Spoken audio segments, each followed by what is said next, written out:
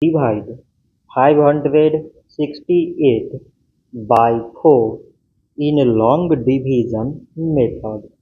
4 times 1 is 4.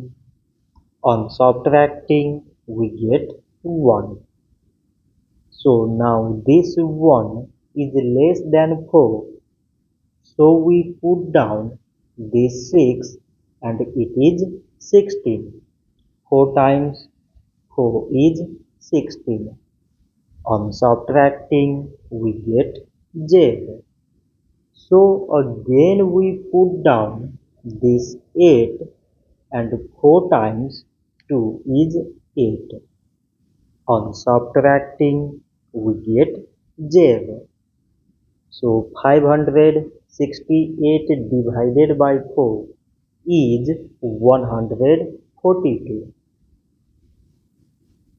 So this much for today and thanks for watching.